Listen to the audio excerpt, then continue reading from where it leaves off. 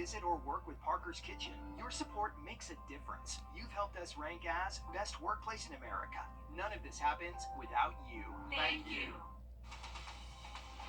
Live from Augusta, you're watching News 1226 this morning. Well, it's a nice start to the day as we look at downtown Augusta. Good morning, I'm Wrdw. We're glad that you're joining us this morning.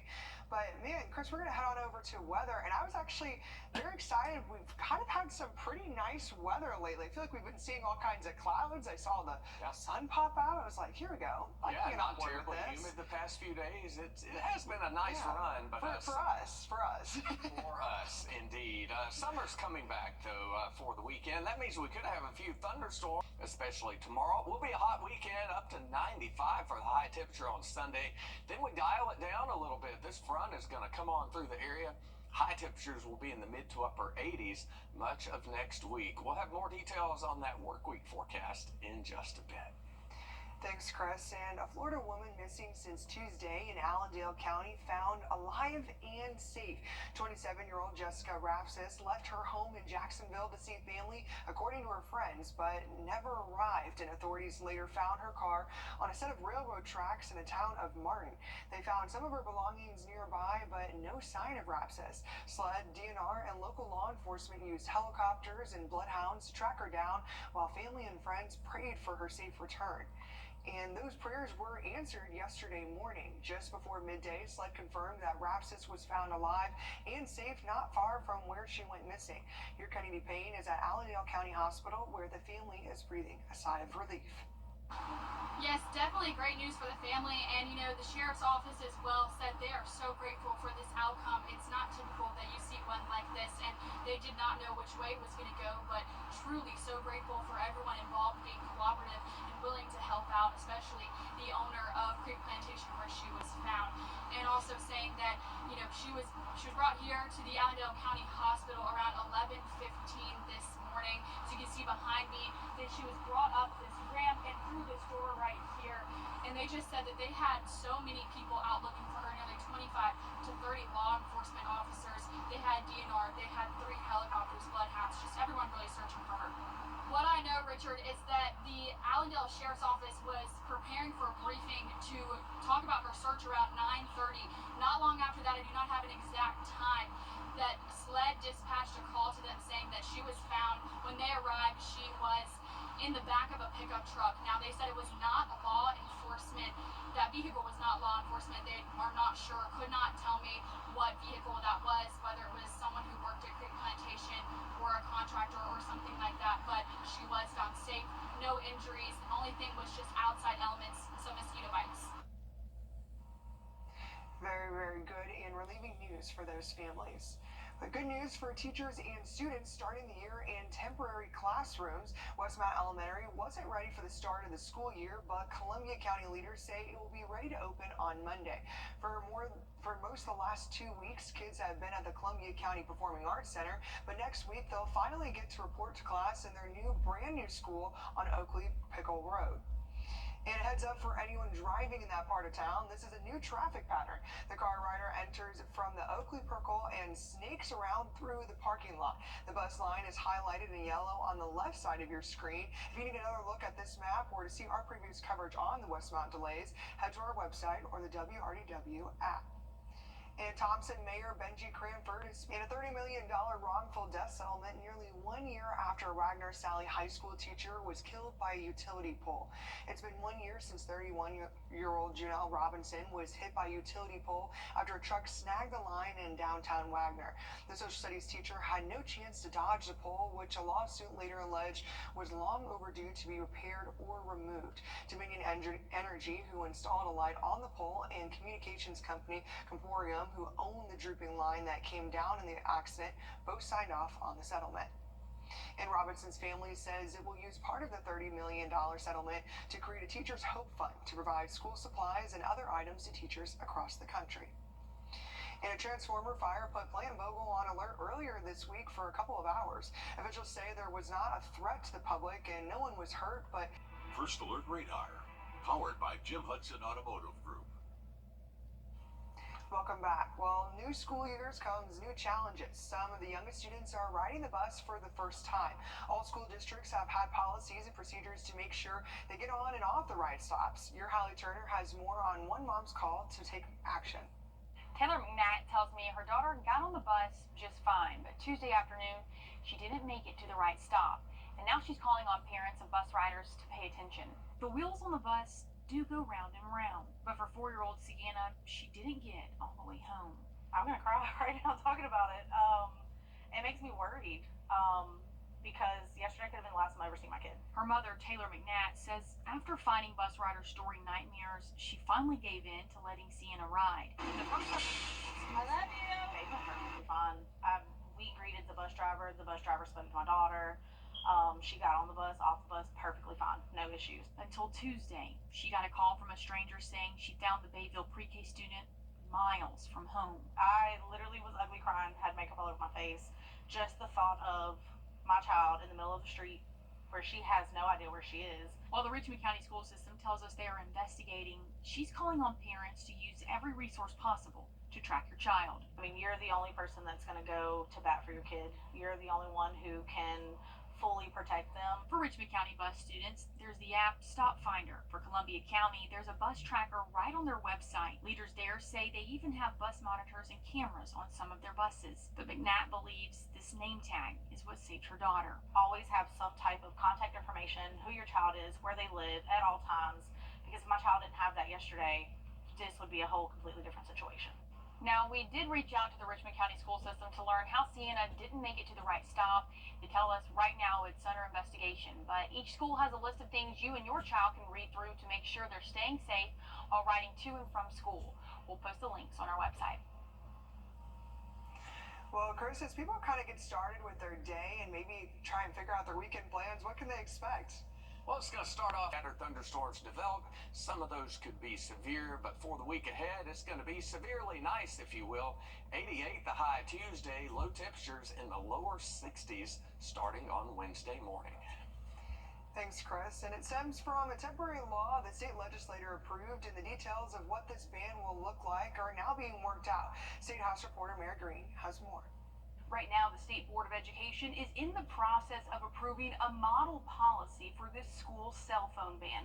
Once it gets the okay, districts can choose to implement that policy or put stricter measures in place. The Department of Education has crafted a policy for the State Board to consider, which it gave initial approval Tuesday. It would prohibit students from accessing devices, including cell phones, smartwatches, tablets, and gaming devices during the school day, unless the superintendent approves their use. Students would have to keep their phones and other devices in their lockers, backpacks, or wherever the district decides they should be kept. And districts would be able to outright prohibit students from bringing them on campus at all. Districts would still have some discretion over whether this applies to time spent on school buses, field trips, and athletic events. What teachers told us overwhelmingly was that cell phones during the day are limiting their ability to teach. It is causing distractions and classroom management concerns. However, some believe the potential disciplinary penalties students could face for violating their district's policy, like suspensions, could have unintended consequences. If the intent of this policy is to help our students be more engaged in learning, removing them from the classroom is not going to assist with that. And board members say they overall are in support of this policy and could have approved it as soon as Tuesday afternoon. But during a committee meeting Tuesday morning, they decided instead to pump the brakes for a little bit so they could give it a little bit more consideration and work out some details for their next meeting in September. Reporting West Columbia, I'm Mary Green. The state board chair says that still puts them on track to fulfill the department's goal of statewide implementation by January. However, some districts may have already put their own policies in place before then. In the manhunt for an escaped prisoner in North... Rain is never good for a wedding. Until now. If it rains 1 inch or more on your wedding day, Floyd & Green Fine Jewelers will give you your rings for free. So pray for rain and watch News 12/26 this weekend for the weather happening near you. In just a bit. Thanks, Chris. And Augusta City leaders are looking to set boundaries when it comes to the mayor's credit card. Questions from commissioners started last month after Mayor Garnet Johnson asked for more than $40,000 to cover his credit card expenses for city business over the last 6 months. As your City Hood reports, the goal this week was to reach a solution when it comes to reimbursing the mayor. And unfortunately, that did not happen. Instead, the conversation was moved again to the next Finance Committee meeting. And just a note here, the mayor is not breaking any policy by asking for reimbursements to his personal credit card. That's because there is no policy for such requests. Now, there were questions from commissioners regarding if they should change the existing policy to fit the needs of the mayor, but both the city's finance director and procurement director says this could open a floodgate when it comes to other elected officials, meaning that if you make an exception for one, you would potentially have to make an exception for all. Right now, the policy when it comes to a city-issued credit card includes a $500 limit per transaction or a $5,000 limit per month. The finance director says it's best to have a policy that is more uniform rather than having several exceptions.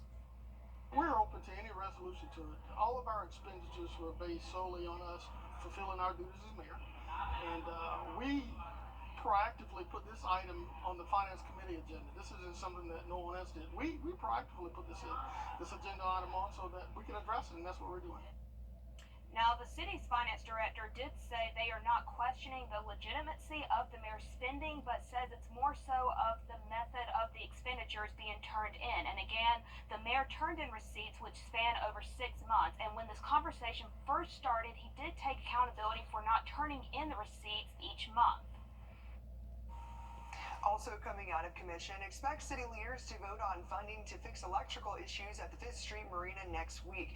In committee, they approved a motion to spend $35,000 to start the concept design process. Central Services say they're unsure about the total price tag for the project, but we will let you know when we learn more. And the McDuffie County Director of Family and Child Services has been fired. Back in July, we told you Olivet Long was being suspended without pay. That came from a police report that details a woman coming up to Long at a restaurant to talk about a defects case, and Long refused. Long says the woman argued with her, and the woman says Long slapped her. The Thompson Police Department did not press charges because of the lack of evidence. And crews were spotted out working on Cedar Creek Road in Wagner before Debbie hit. We told you as the area has been dealing with flooding, sitting water, and washouts. That came over a year since we first reported the issue. Damage from Debbie destroyed the road again. Meanwhile, Aiken County is saying they've spent anywhere from $30,000 to $50,000 with South Carolina DOT to fix the rural road. And these big seizure signs are getting attention in North Augusta. Night, where the best of high school football is here on News 12. Under the Lights, sponsored by Chandler Law Firm. All right, guys, welcome inside our huddle room. I'm Sports Director Alyssa Lyons, and this is week 0 of Under the Lights, and we have 1 week before our South Carolina teams join the party, but for now, it's all about Georgia, so strap in. Let's go for a ride. We asked, and you voted. Harlem at Greenbrier won this week's Game of the Week, and that's where we find Joe Dorian. This one went all the way up to the final minute. Well, Alyssa, I know why this was our game of the week, because holy smokes, I have never witnessed a high school football finish like this in my entire life, and this was my first Georgia high school football game too, so what a warm welcome. But this game was all Greenbrier to start the first half. They went into the locker room with a 17-6 lead, and it looked like there was not going to be any turning back.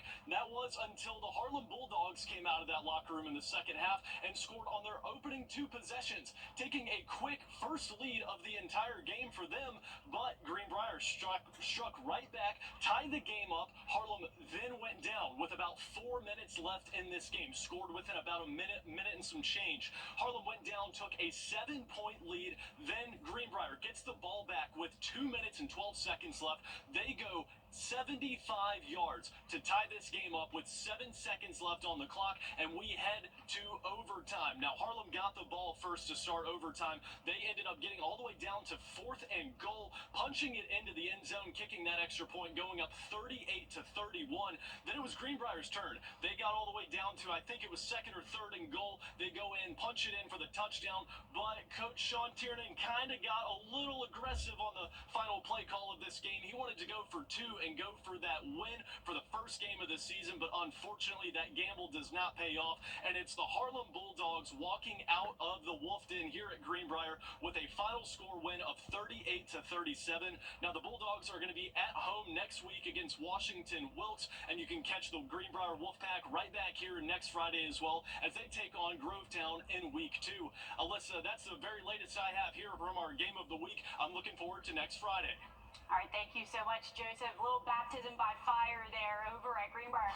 A little ways away from there, Augusta Christian over at Lincoln County, Red Devil Country, so you know it's going to be hot. Mecky Wade slinging like a shot slinger to Christian Harris.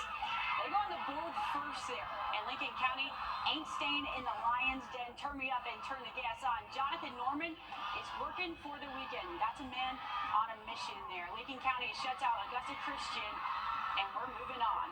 Okay, we'll go where Julius went first. Thompson and Evans. Here's how things went down around the knights table. Hopefully a better ending than the movie. Google it. Evans struck early. Then how about this for show? Markavian Jones on the track, a 40-yard dash. The Knights defend home field and start undefeated though. So a big win for them there. Grovetown and Lakeside. I have high hopes for Lakeside this season, if that scrimmage told us anything. And this crowd has a lot of hope for the Warriors. Let's see who's right. Lakeside put up a touchdown in the top of the third quarter, 13-6. Ain't too much to cheer about though. Grovetown tried to make some magic, but they can't find the spark. Lakeside walks away with a pretty commanding W. Okay, this past year, Westside football lost a huge piece of their sideline. Coach Tim McLean, or what his football family called him, Coach Mac, passed away this past March. The Patriots are now playing this season for him. Here's a story from your sideline. There was a missing piece of Westside sideline. No, it isn't as obvious as a chipped W, but it might as well be. There was nothing more stamped than that of the red, white, and blue on Coach Mac's heart. There was no doubt we was going to take this season and honor him. While we were practice, in the building, weight room, wherever, we just know that Coach Mac still lives and he will always be in our hearts. Coach Mac passed away unexpectedly in March. His heart gave out, but it still beats to the rhythm of a Patriot. He's going to see it all from start to finish. Hey, I want us to put on the show. I want you to put on the show. So this season, when they gear up, they'll carry more than their weight on their shoulder pads, playing for the one that carried the weight of the Patriots on his shoulders. He said, race is going to happen. We just got to push through every time. You just can't give up. You got to keep persevering. You just got to keep working hard, no matter how tough, no matter how hot, no matter how banged up, beat up you are, man. You just got to handle the adversity, and that's what he preached to our kids. Because his way will forever be the Patriot way. 1, 2, 3, hey! We now know Coach Mac was definitely looking over these two teams tonight. It was definitely happening at the Boulevard. Everybody wanting to know what it feels like going up against brick wall. Well, Javon Williams meet wall. That's going to hurt. Westside from their own 36, a handoff to Janaria and Kamga. But Kamga, can he do it? Ball stripped. Coach, who has the ball? Yeah, you got the ball. And it's a party for Coach, too. That is until they go empty. But wait, we've seen this before. Number 12 in a Patriot uniform in red and white. A 50-yard connection. Yeah, we've seen that before. They end up holding this game with 52 seconds left in the third quarter. Westside led at the time 7-6. No word yet, or if they will reschedule. All right, Cross Creek creaking it across town to Josie. And what a surprise here. Just 3 minutes into the first quarter, the Eagles get the interception and take it down to the goal line. But they can't convert. But they do get another shot just before halftime. Cross Creek comes out with the game, with a win, though. Pretty big one, too. Here's a look at some of our scores that we didn't get a chance to talk about tonight. So Hancock Central beats Glen Hills. Hepzibah wins over Washington Wilkes. And Jefferson County falls to Screven County. Moving on, Warren County falls against Morgan County. Swainsboro loses at home. And Jenkins County beats Glasscock County. All right, Piedmont over Thomas Jefferson Academy. Edmundburg on the hunt for another state championship beats St. Andrews. Tourist South Carolina teams just playing in that jamboree tonight. Providence Athletic Club beats John Jefferson Davis Academy. Silver Bluff over McCormick. Aiken over Wagner Sally. South Aiken over Ridge Spring Minetta. And we can't end this week without talking about next week. So start the clock on week 1.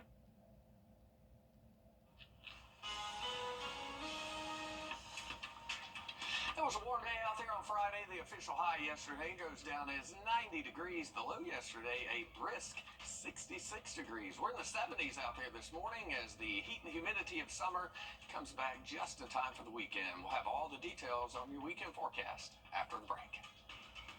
And this weekend, students at the University of South Carolina, Aiken will be moving back onto campus. Move-in is today from 9 to 5 p.m. and 1 to 5 tomorrow. This is the largest class of freshmen of UCSA has ever seen. Classes for all students begin on Tuesday. Looking for a reason